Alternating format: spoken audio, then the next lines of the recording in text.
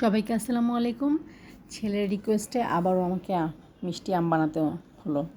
মিষ্টি আমের আচার তার হঠাৎ করে খেতে মন চাইছে, এই জন্য খুব সহজে হঠাৎ করেই একটু আম দিয়ে মিষ্টি আমের আচার বানিয়ে নিলাম। প্রথমে একটু মশলাটা ভেজে নিচ্ছি, যে মশলাটা খুবই ইজি তৈরি করা। জিরা, আস্ত শুকনো মরিচ এবং রাঁধুনি যে পাঁচফোড়ন মশলাটা থাকে একদম পরিমিত পরিমাণে থাকে, এই জন্য আমি সেটাই ব্যবহার করি। এটা এবং তেজপাতা দিয়ে আমি ব্লেন্ডার করে আলাদা করে রেখে দিলাম। এখন অল্প একটু সরষের তেল নিলাম, আধা কাপ পরিমাণ। সরষের তেলের মধ্যে আমি আদা এবং রসুন এই দুটো কুচি করে কেটে নিয়েছি এবং সুন্দর করে ভেজে নিচ্ছি। এটা ভাজতে গেলে সরষের তেল একদম অনেক বেশি ফেনা উঠে যায়, এটা কোনো সমস্যা না। এভাবেই আমি ভাজতে থাকবো এবং পরে আমগুলো কেটে ইনস্ট্যান্ট আমি লবণ দিয়ে একটু মাখিয়ে রেখেছিলাম, ওখান থেকেই উঠিয়ে আমি সর্ষের তেলে দিয়ে দিলাম। যেহেতু তাড়াতাড়ি খেতে চেয়েছে আমার ছেলে, এখন আর কিচ্ছু করার নেই, ইনস্ট্যান্ট বানিয়ে দিতে হবে তাকে খুব সহজে। আপনারাও করতে পারেন, খুব সহজে আমের আচার হঠাৎ করে খেতে ইচ্ছে করলো, ব্যাস শুরু হয়ে গেল আচার বানানো, ঝটপট তৈরি হয়ে যাবে একেবারে।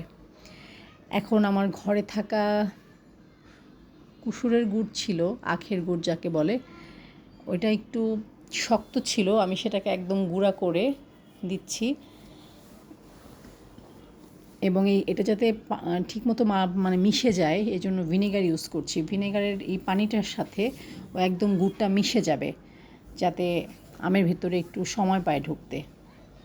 ভিনেগারটা না ইউজ করলে একদম ঝুরঝুরা হয়ে যাবে এবং একদম বেশি এঁটোমেটো হয়ে যাবে। এখন পানিটা ছেড়ে দিয়েছে, ভিনেগারের সাথে আমের পানিটা ছেড়ে দিয়েছে, সাথে আমি মশলাটা দিয়ে দিলাম। মশলাটা দিয়ে একবারে এখন রান্না করব, অল্প আঁচে বারবার নেড়ে নেড়ে রান্না করব আস্তে আস্তে। এতেই আমার আমটাও সিদ্ধ হয়ে যাবে সুন্দর করে। যেহেতু ভিনেগার দেওয়া হয়েছে, এটা ফ্রিজে না উঠাই আপনি 1 মাস রোদে দিয়েই খেতে পারবেন টেবিলের ওপর রেখে।